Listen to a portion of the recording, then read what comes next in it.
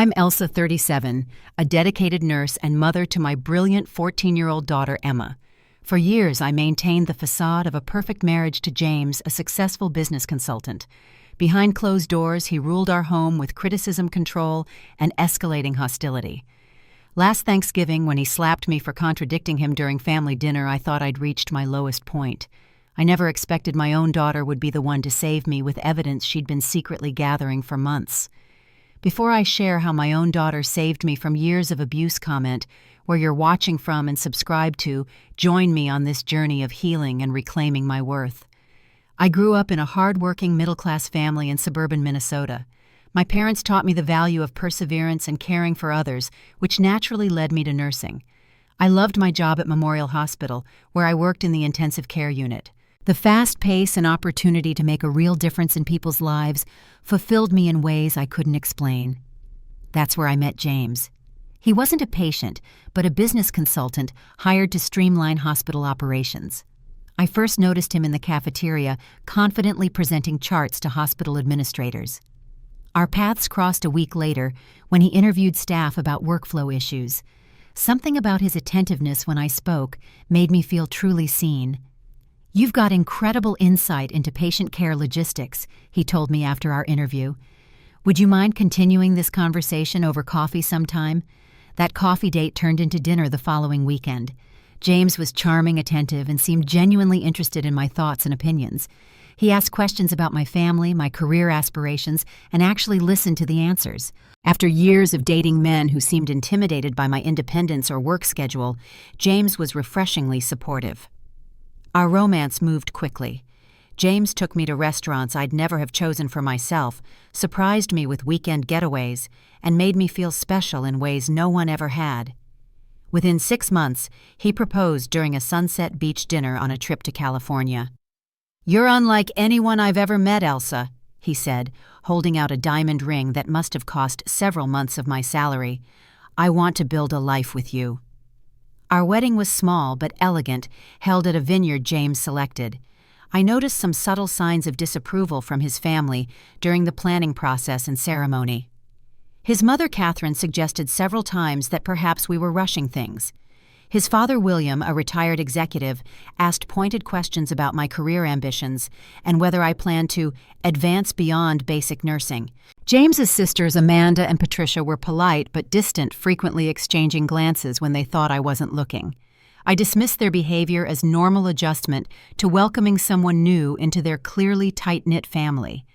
James assured me they would warm up to me eventually. The early years of our marriage seemed nearly perfect. We purchased a beautiful colonial-style home in an upscale neighborhood, traveled to Europe twice, and seemed to complement each other well. James continued climbing the corporate ladder at his consulting firm, while I maintained my nursing career, eventually moving to a supervisory position. Looking back, I now recognize the first signs of trouble that I willfully ignored. James began suggesting I wear different clothes, subtly at first. "That color washes you out, sweetheart," he'd say, or "Don't you think that style is a bit young for you?" His suggestions about my appearance gradually expanded to my friends. "Melissa seems to complain a lot about her husband," he commented after my college friend visited. "I'm not sure she's a positive influence." When I became pregnant with Emma, James seemed happy, but immediately concerned about how a child would affect our lifestyle. He worried about finances despite his substantial income and my steady job. During my pregnancy, he grew increasingly particular about household matters. The doctor said to avoid stress. He'd remind me while simultaneously critiquing how I'd organize the nursery or questioning my birth plan choices. Emma's birth was the happiest day of my life. Holding my daughter for the first time filled me with a love so powerful it brought tears to my eyes. James seemed genuinely moved too, but within weeks, his focus shifted back to work and his growing obsession with our family image. As James received promotion after promotion, his concern with appearances intensified. Our home needed to be showcase-ready at all times. My appearance when accompanying him to work functions was scrutinized down to my accessories. Emma needed to behave perfectly, especially around his family or colleagues. His family's wealth and status clearly drove much of this behavior. The Andersons had old money and connections throughout the business community. Family gatherings at his parents' estate always left me feeling evaluated and found wanting, despite my efforts to fit in. Catherine would compliment my outfit in a tone that somehow made it sound like criticism. William would question my knowledge of current events or business trends in ways that highlighted my different background. Despite my growing discomfort with these dynamics, I remained determined to make our marriage work. I believed that's what committed people did. They persevered through difficulties. Our first major argument came when Emma was 3. James had invited his boss and wife for dinner without consulting me during a week I was working night shifts. When I explained my exhaustion and asked if we could reschedule, his charming facade cracked. "This dinner could affect my entire career trajectory," he shouted, face reddening. "Can't you understand that? Or is your little nursing job more important than our future?" The intensity of his anger shocked me into silence. Emma started crying in the next room, having overheard his outburst. Later that night, James apologized profusely, presenting me with an expensive bracelet the next day. I accepted his apology, convincing myself it was an isolated incident caused by work pressure. I didn't recognize then that this was just the beginning of a pattern that would come to define our marriage for the next decade. What began as occasional suggestions about my appearance evolved into daily criticism. James would frown at my outfit choices, suggesting I looked tired, unprofessional, or like you've given up. He'd compare me to the perfectly coiffed wives of his colleagues, or remind me how I used to make an effort early in our relationship. Financial control tightened gradually. Though we maintained joint accounts and I contributed my nursing salary, James insisted on approving any purchase over $100. He implemented a budget spreadsheet that tracked every expense, questioning me about even small items. When I needed new scrubs for work, he suggested I was being wasteful, since my old ones were perfectly functional. "I'm just being responsible with our family's resources," he'd explain when I questioned these restrictions. "Someone needs to think about our financial future." My social circle shrank year by year. James found reasons to dislike most of my friends. Melissa was negative. Sophia was flaky. My college roommate Jennifer was clearly jealous of our success. Each time I planned to meet them, James would create obstacles: last-minute work emergencies, forgotten prior commitments, or sudden needs to discuss important family matters. Family events weren't spared either. Visits to my parents were repeatedly canceled or shortened. When my brother got married in Florida, James invented a critical business meeting that prevented us from attending, allowing only Emma and me to go for the ceremony, but not the reception. "Your family always makes me feel unwelcome," he claimed, though they had only ever been warm to him. "They judge me for my success." Throughout these years, I tried to shield Emma from the worst parts of our dynamic. I made excuses when James missed her school events, explained away his criticism as Daddy having high standards because he loves us, and maintained a cheerful facade when she was present. But children see more than we realize. The contrast between James's public and private persona grew stark. To colleagues, neighbors, and casual acquaintances, he was charming, generous, and considerate. He'd win people over with thoughtful questions, remembering details about their lives and sharing credit for ideas. At home, he was critical, easily irritated, and increasingly controlling. When I tried addressing these issues, James expertly turned conversations around. "You're being overly sensitive," he'd say, or, "If you didn't provoke me by being so disorganized, forgetful, careless, I wouldn't need to correct you." Sometimes he'd deny conversations entirely. "I never said that. Why would you make that up?" After years of this treatment, my confidence eroded. I second-guessed myself, constantly wondering if I truly was as incompetent and unattractive as James suggested. My once strong self-image had been replaced with persistent anxiety and self-doubt. His family unknowingly enabled this behavior. During visits to their home or when they came to ours, they either ignored James's cutting remarks or occasionally chimed in with their own criticisms, reinforcing his perspective that I was somehow lacking. As Emma entered her preteen years, I noticed her watching these interactions with increasingly troubled eyes. At 12, after a dinner where James had criticized everything from my cooking to my table setting, Emma found me alone in the kitchen. "Mom, why do you let Dad talk to you that way?" she asked quietly. "Your father just has high standards, sweetie," I replied automatically, the practiced explanation sounding hollow even to my own ears. Emma just looked at me with an expression far too knowing for her age, and I felt a stab of shame that my daughter could see what I had tried so hard to hide. My work became a refuge, the one place where I felt competent and valued. As a nursing supervisor, my opinions mattered. My skills were respected, and my contributions recognized. I threw myself into my career, taking extra shifts when possible, partly for the financial independence it offered, and partly for the reprieve from home. The first time James moved beyond verbal aggression happened after a dinner party with his colleagues. Once our guests left and Emma was asleep, he criticized my conversation skills, claiming I'd embarrassed him. When I defended myself, he suddenly hurled his wine glass across the room, shattering it against the wall inches from where I stood. The red wine splattered across my blouse like blood. "See what you made me do," he hissed, his eyes cold.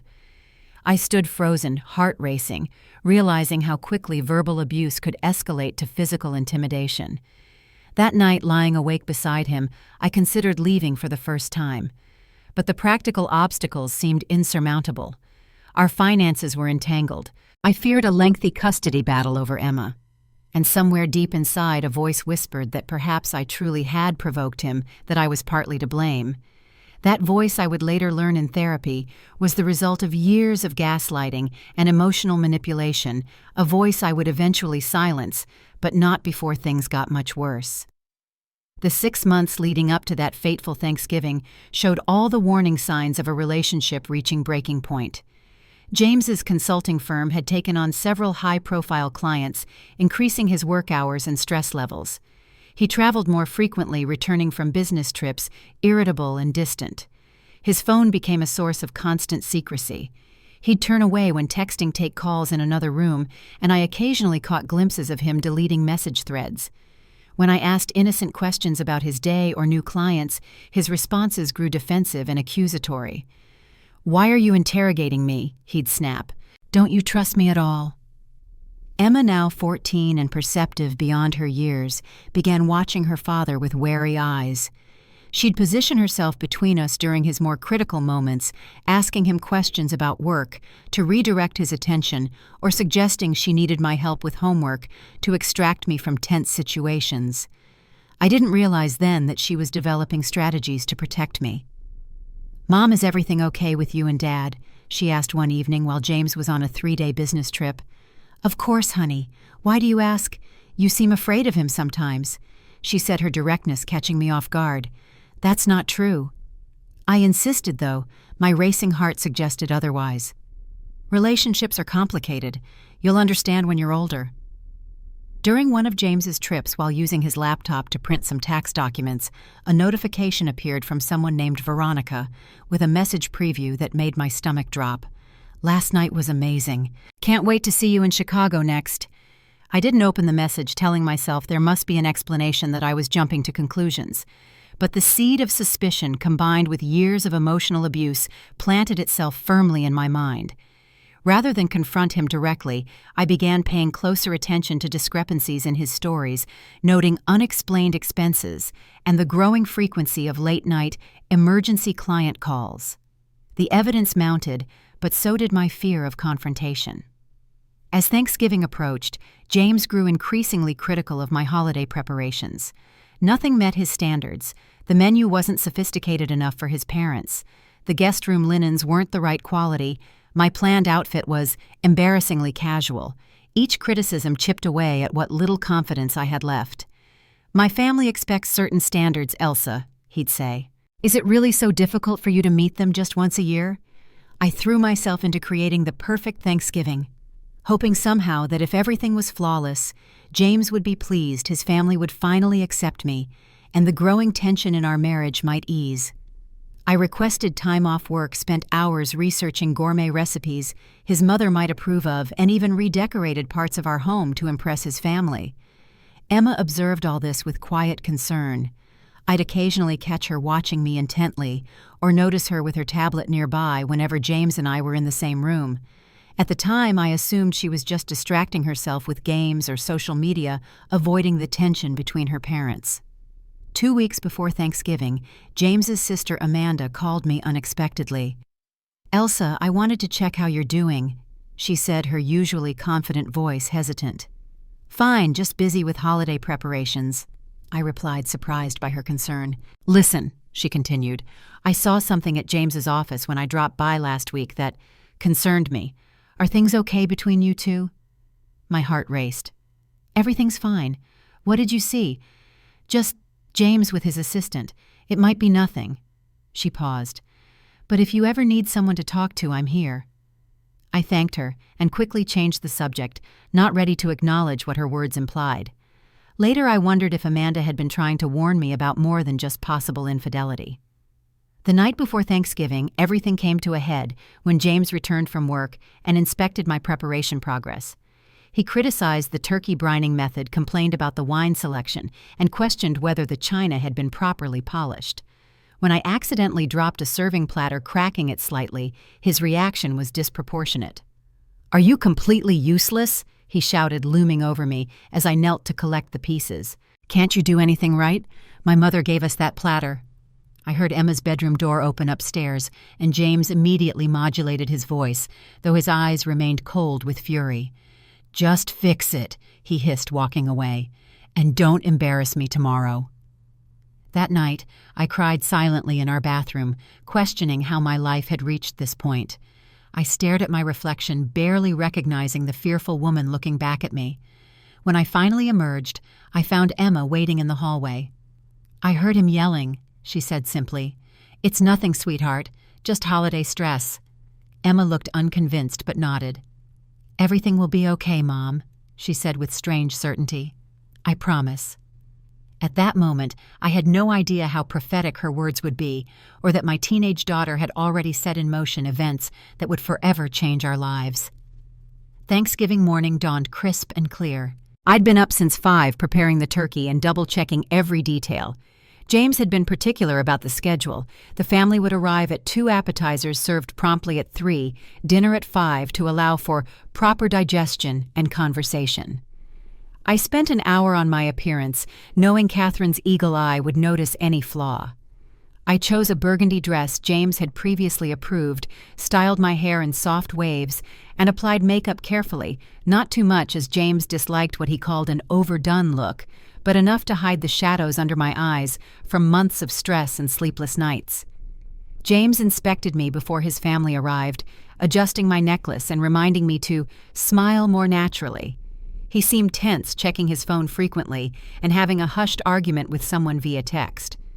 The doorbell rang at exactly 2 o'clock. Catherine and William Anderson entered first, followed by James's sisters Amanda and Patricia with their husbands and children. Catherine Eyre kissed my cheeks immediately, commenting on how tired I looked despite my efforts. William handed James a bottle of expensive scotch, barely acknowledging my greeting. "The house looks adequate," Catherine said, glancing around our meticulously cleaned living room. "Though I still think those curtains we discussed would have brightened the space." I maintained my smile, leading them to the appetizer spread I'd spent hours preparing. James immediately launched into stories about his recent business successes, his family listening with approving nods. Emma helped me serve drinks and appetizers, unusually attentive and keeping her tablet close by. She seemed to position herself strategically around the room, particularly when James was speaking. At the time, I assumed she was just being a thoughtful daughter, sensitive to my stress. Small criticisms continued throughout the afternoon. James corrected my pronunciation of a wine region. Catherine commented that the brie was slightly overripe. William questioned whether our investment strategy was sufficiently aggressive, while James nodded in agreement as if I had no say in our financial decisions. By the time we sat down for dinner, my nerves were frayed, but my hostess' smile remained fixed. The dining room looked spectacular, candlelight gleaming on polished silver autumn centerpieces, perfectly arranged the golden turkey positioned just so on my grandmother's serving platter. "Emma put that tablet away during dinner," James instructed, as we took our seats, his tone sharper than necessary. "It's on silent," Emma replied, placing it face down beside her plate, but not putting it away entirely. Something in her calm defiance surprised me. James looked ready to object further, but was distracted by William asking about a recent business acquisition. Conversation during dinner revolved primarily around James's work achievements and family news. Catherine detailed her country club's fundraising gala. Patricia discussed her son's Ivy League applications, and Amanda mentioned her husband's recent promotion. When asked about my work, I briefly mentioned a successful protocol implementation that had improved patient recovery rates. "How quaint that you still find fulfillment in your little nursing job," Catherine remarked. "Though I always thought you might want to advance into hospital administration, given your connection to James's work." "Elsa prefers the simpler aspects of healthcare," James interjected before I could respond. "Not everyone has executive ambitions." The dismissal stung, but I'd grown accustomed to such moments. As the meal progressed, James began describing a recent consulting project for a major pharmaceutical company. His story grew increasingly exaggerated, claiming he'd single-handedly identified solutions that saved the company millions. Having heard him discuss this same project with colleagues previously, I knew several details were embellished or simply untrue. "The CEO practically begged me to join their executive team," James boasted, refilling his third glass of wine. "Said he'd never seen such innovative strategies." Without thinking, I gently corrected him. "Wasn't that project a team effort with Michael's department? I remember you mentioning how collaborative the approach was." The table fell silent. James's expression froze, his eyes locking onto mine with a coldness that made my stomach clench. I immediately recognized my mistake in contradicting him publicly, something he considered unforgivable. "I think I'd remember my own professional accomplishments, Elsa," he said, his voice dangerously quiet. "Perhaps you misheard." "Of course," I backpedaled. "I must have confused it with another project." The conversation resumed awkwardly, but James's demeanor had shifted. He became overly animated, telling increasingly grandiose stories while shooting warning glances my way. I noticed Emma watching this exchange intently, her hand occasionally tapping something on her tablet beneath the table. By dessert, the tension was palpable. I served pumpkin and pecan pies with homemade whipped cream, hoping the sweet conclusion might salvage the evening. As I offered seconds to everyone, Catherine commented on the calorie content. "I'm watching my figure," she said, "unlike some who seem to have given up that battle." James chuckled. "Elsa does love her desserts. I keep telling her she's not 20 anymore and can't eat like she used to." The casual cruelty of his comment in front of his entire family caused a flush of humiliation to spread across my face. I had lost weight recently, not gained it stress and anxiety, diminishing my appetite more often than not. "I think Mom looks beautiful," Emma said firmly. "She hardly eats anything these days." James shot Emma a warning look before turning back to me. "Emma doesn't understand adult concerns about appearance. You really should set a better example of healthy eating, Elsa." Something in me finally snapped after years of swallowing such comments. "Actually, my doctor commented that I've lost too much weight at my last checkup," I said quietly. She was concerned about stress-related malnutrition. The implied criticism, the suggestion that my weight loss was connected to stress, James caused, silenced the table. James's face darkened with anger. "Always the victim," he said, voice rising. "Always finding ways to make me look bad in front of others."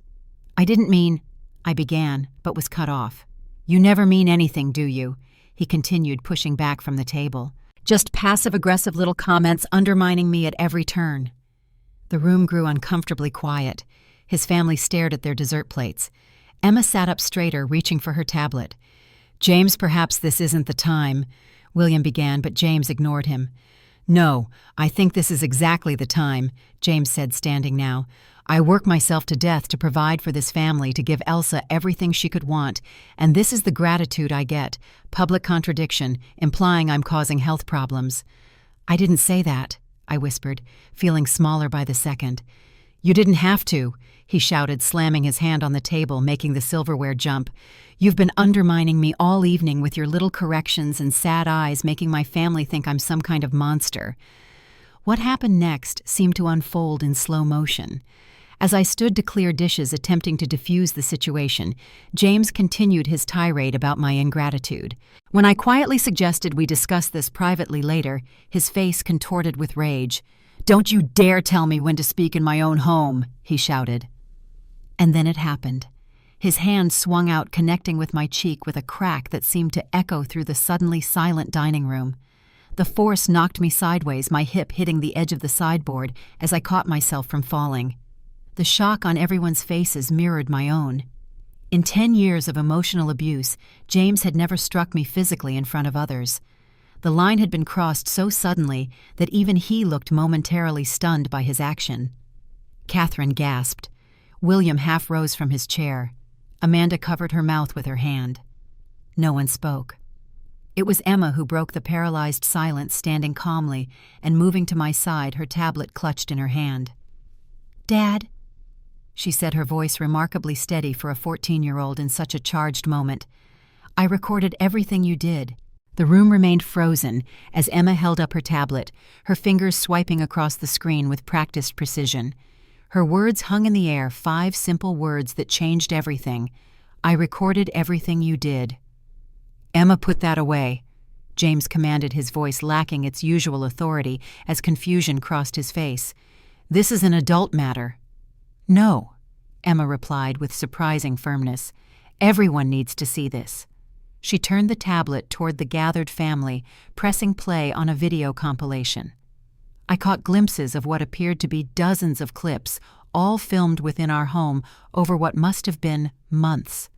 There was James screaming at me for purchasing the wrong brand of coffee, James mocking my appearance before a work function, James throwing a book against the wall when I questioned a credit card charge.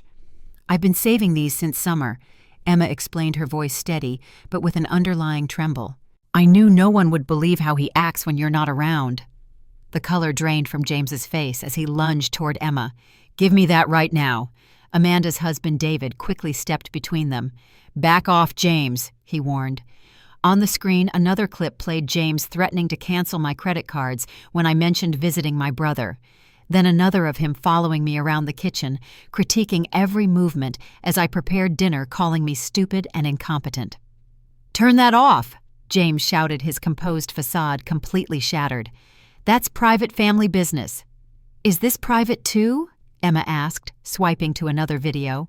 This one showed James grabbing my arm hard enough to leave finger-shaped bruises when I was late returning from work. My soft pleas to let go were met with hissed threats about what would happen if I ever embarrassed him again.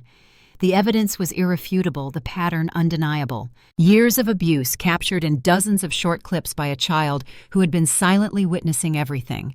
"You've been spying on me," James turned his fury toward Emma. "In my own home, I've been protecting Mom," Emma corrected him, standing straighter. "Someone had to." Catherine's hand trembled as she set down her wine glass. "James, what is the meaning of this?" "It's nothing," he insisted, attempting to regain control. "Elsa and I have normal marital disagreements that Emma has taken out of context. She's at a difficult age." "That didn't look like a normal disagreement," Amanda said quietly.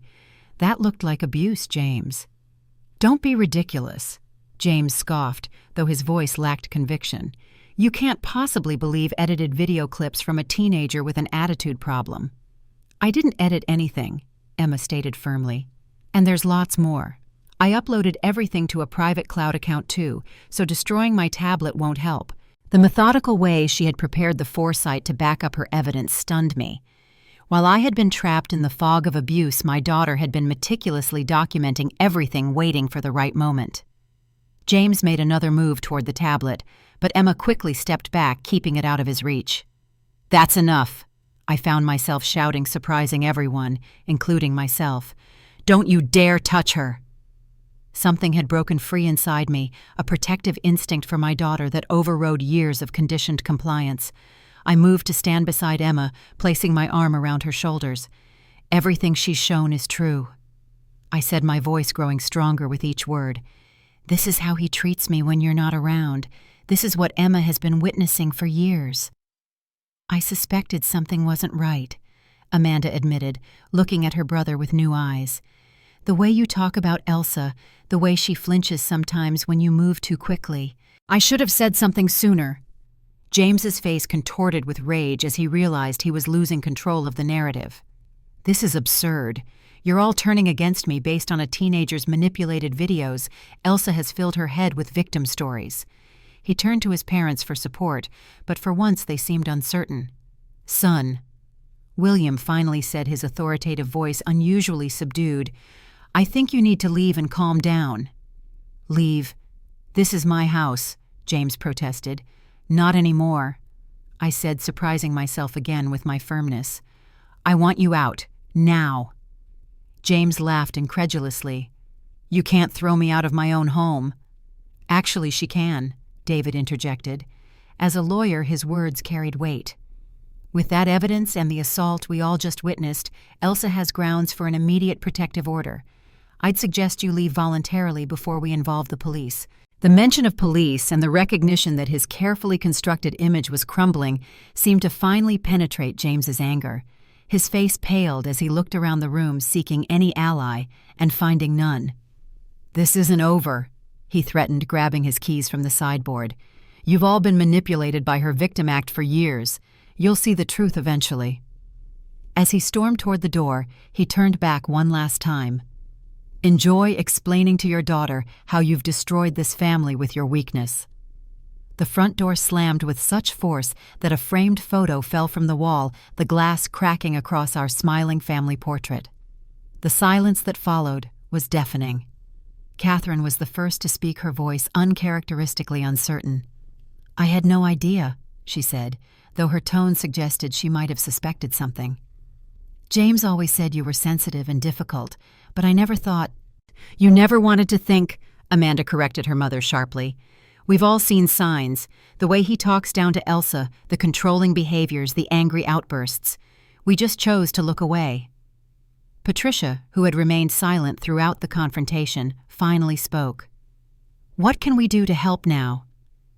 Their offers of support came too late to erase years of complicity, but in that moment, I was simply grateful not to be facing the aftermath alone.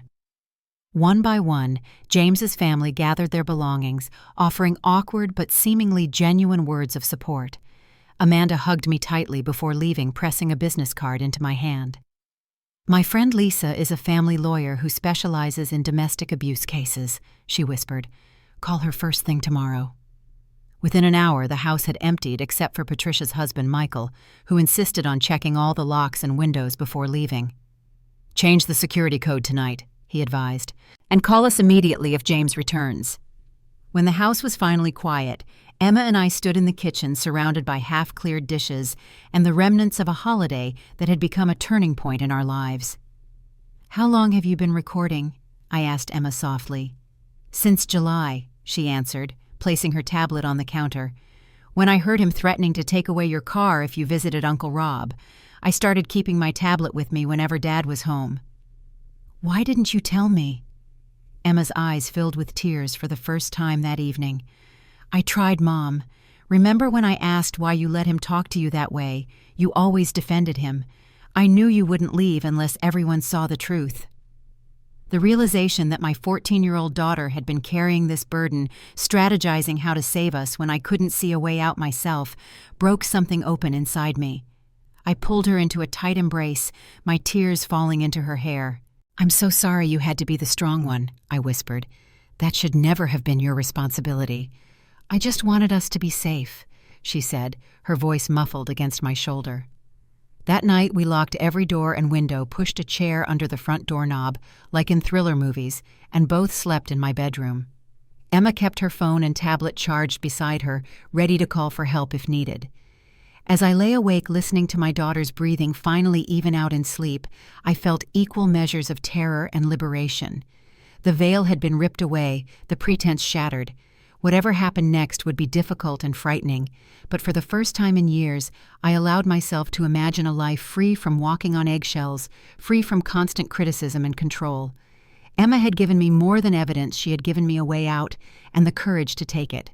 The morning after Thanksgiving, my phone lit up with a barrage of texts from James, alternating between rage and manipulation.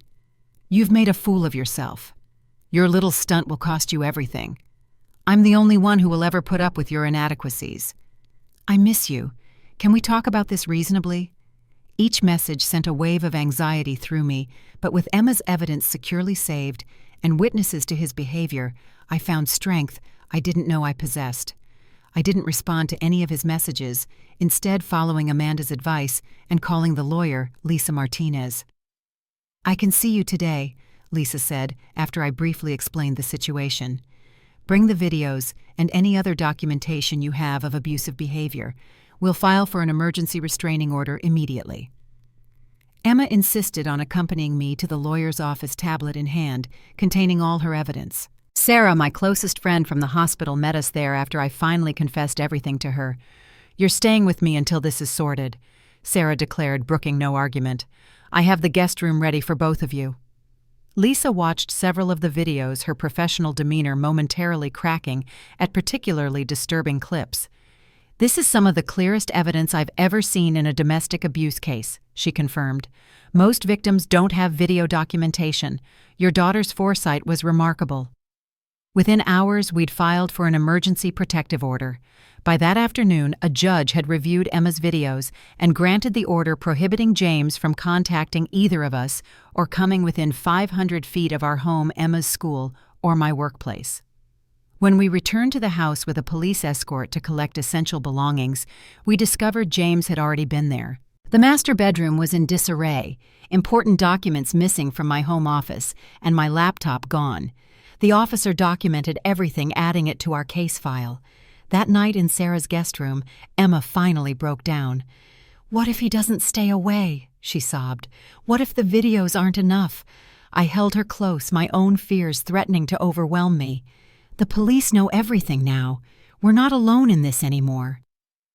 The following days brought painful realizations. James had begun turning mutual friends against me before we'd even filed the restraining order, claiming I was having a mental breakdown, and had manipulated Emma into fabricating evidence. Some believed him the charming, successful businessman over his unstable wife. At Emma's school, rumors spread quickly. Some parents who socialized with James suddenly became cold toward me at drop-off. Emma reported whispered comments and uncomfortable questions from classmates. "Dad told the Wilsons that you're on psychiatric medication that makes you paranoid," she informed me after school one day, her expression far too adult in its weariness. We found a therapist for Emma, Dr. Lynn Carter, who specialized in helping children who had witnessed domestic violence. In their second session, I was invited to join. "Emma has been carrying an enormous burden," Dr. Carter explained gently. "She's been functioning as the protector in your family dynamic, a role no child should have to take on." The guilt that washed over me was overwhelming. I thought I was protecting her by staying by not disrupting her life. I admitted through tears. "Mom," Emma interrupted, her voice small but determined. "I was never protected. I was just scared all the time." Her words shattered the last of my rationalizations. I had failed to see how deeply James's abuse had affected both of us, how the environment I thought I was maintaining for stability was actually filled with fear and anxiety. When I finally called my parents and brother to explain what had happened, their response was immediate and supportive. "We've been worried about you for years," my mother admitted. "Whenever we visited, you seemed so tense, constantly checking James's reactions before speaking, but you insisted everything was fine." "Why didn't you say something?" I asked. "We tried, sweetheart. Remember when your father took you to lunch alone during our last visit? He asked if you were truly happy. You shut down the conversation immediately." I did remember that lunch and how I defended my marriage reflexively, afraid of acknowledging even to myself how unhappy I truly was. My brother Rob immediately offered financial help, and my parents wanted us to come stay with them in Minnesota.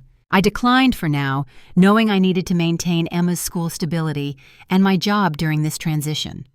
At work, my supervisor Nancy proved unexpectedly understanding when I explained the situation. "I've noticed changes in you over the years," she acknowledged. "You used to be so confident when you first started here. I wondered what happened to that spirited nurse I hired." She arranged for security to be aware of the restraining order and offered flexible scheduling during court proceedings. Her support removed one major source of anxiety during this chaotic time. The divorce process began with shocking revelations. Our financial discovery uncovered accounts I knew nothing about, significant debt in my name that James had accumulated without my knowledge, and evidence that he had been filtering my nursing salary into investments under his sole control. "Financial abuse is extremely common in these situations," Lisa explained during a particularly difficult meeting. "It's another form of control and a way to limit your options for leaving." Emma continued attending therapy twice weekly, sometimes bringing new recordings from before Thanksgiving that she hadn't included in her original compilation. Each new clip revealed another layer of the abuse we had endured, another moment where James had chipped away at our sense of worth and safety. During one particularly difficult night, after reviewing financial documents showing how thoroughly James had controlled our money, I broke down in Sarah's kitchen. "How did I not see what was happening?" I sobbed. "How could I let it go on for so long?"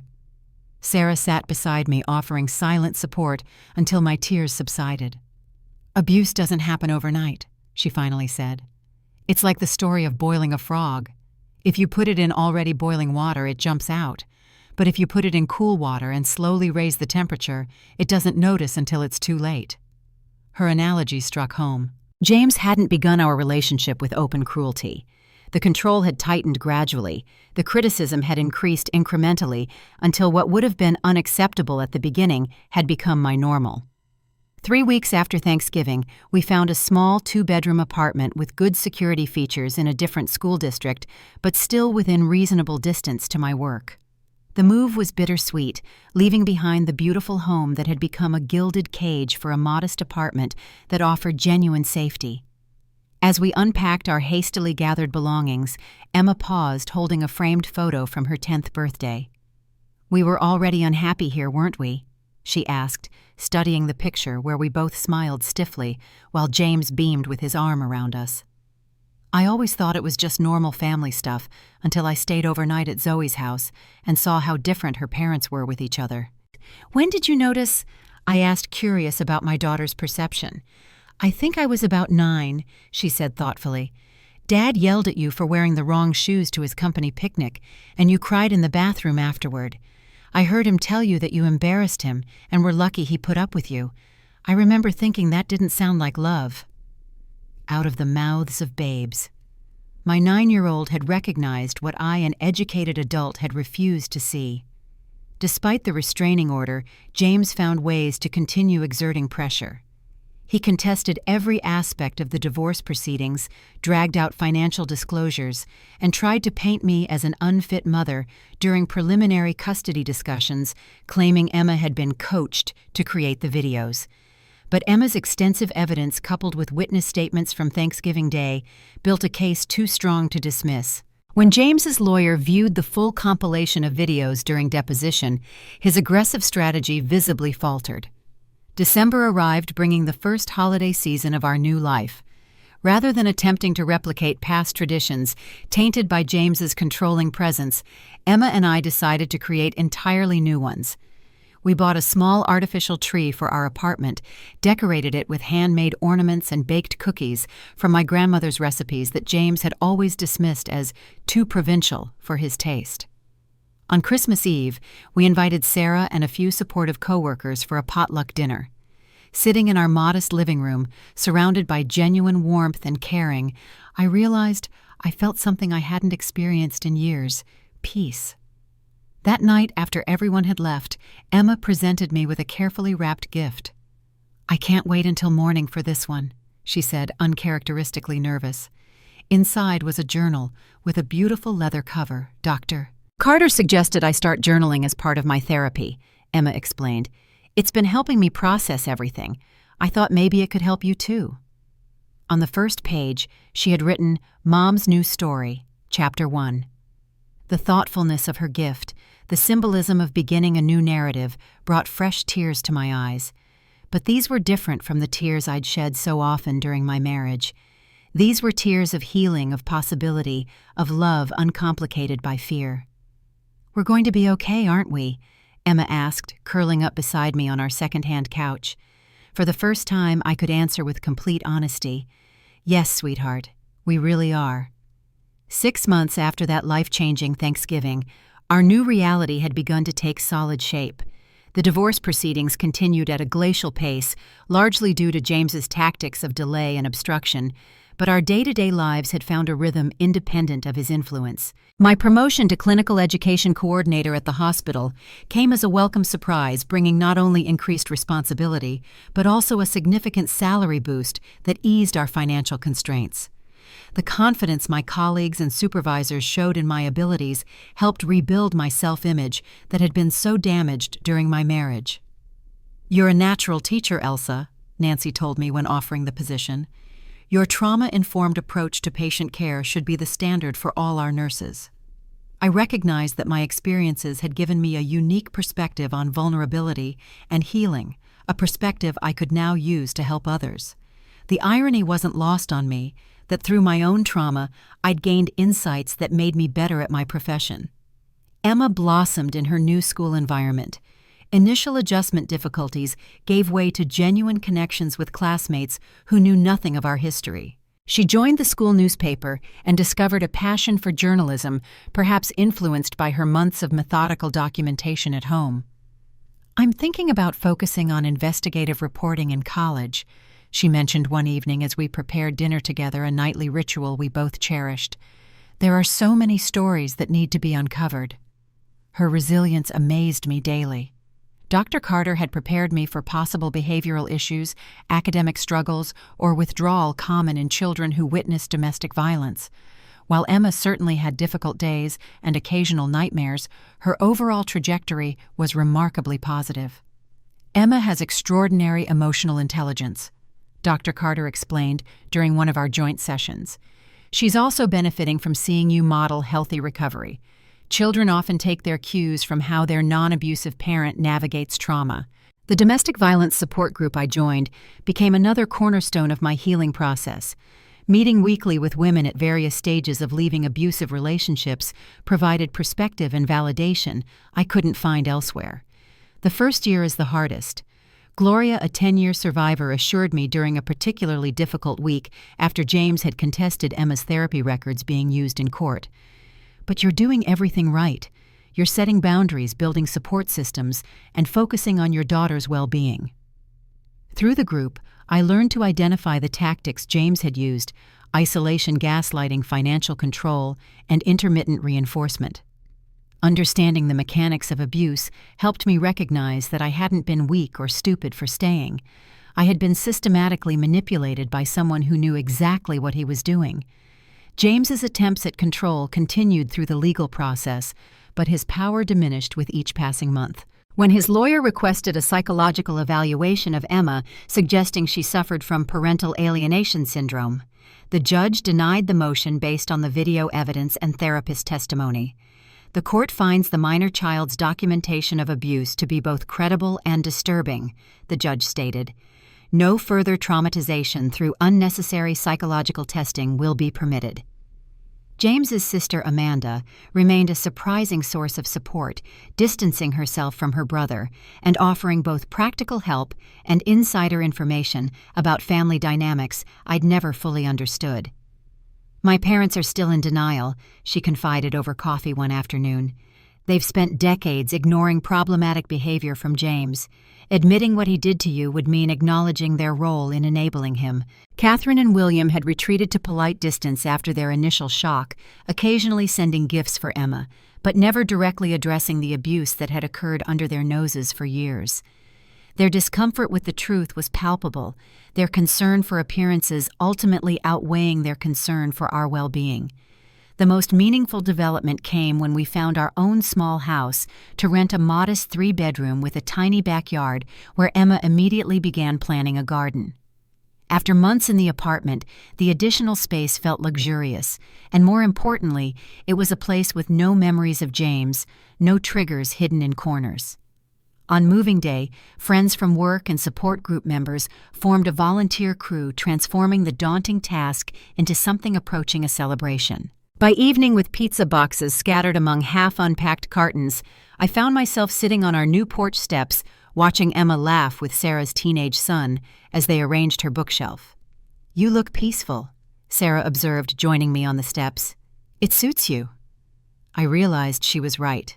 Despite ongoing legal battles and financial challenges, despite occasional anxiety attacks and difficult days, an underlying calm had begun to replace the constant tension that had been my companion for so long. "I keep waiting for the other shoe to drop," I admitted, "for something to go catastrophically wrong." "That's normal," Sarah assured me. Your brain was rewired to expect disaster for years. It takes time to feel safe again. A full year after the Thanksgiving confrontation, we marked the anniversary not with sadness, but with a gathering of the people who had helped us rebuild our lives. Emma insisted on cooking much of the meal herself, proudly presenting dishes she had learned from online tutorials in the months since we'd left James. "I'd like to make a toast," Emma announced as we sat down to eat, raising her glass of sparkling cider. "To freedom, to safety, and to never having to pretend everything is fine when it isn't." "To truth," added Lisa, who had become more friend than lawyer over the course of our case. "To new beginnings." I finished looking around at the faces of people who truly cared for us. The divorce was finalized the following month, granting me full custody of Emma, with James allowed only supervised visitation, which he rarely exercised, seemingly more interested in punishing me by withholding child support than in maintaining a relationship with his daughter. Emma's relief at the limited contact was obvious, though she sometimes expressed complex emotions about her father. "I don't hate him," she confided one evening, "but I don't miss him either. Is that wrong?" "Your feelings are never wrong," I assured her. "They're just information about what you need to feel safe." As for me, I was learning to forgive myself for staying so long, for not protecting Emma sooner, for losing years to fear and self-doubt. The journal Emma had given me gradually filled with reflections, realizations, and eventually hopes for the future. I began recognizing red flags I'd missed with James, signs that seemed so obvious in retrospect.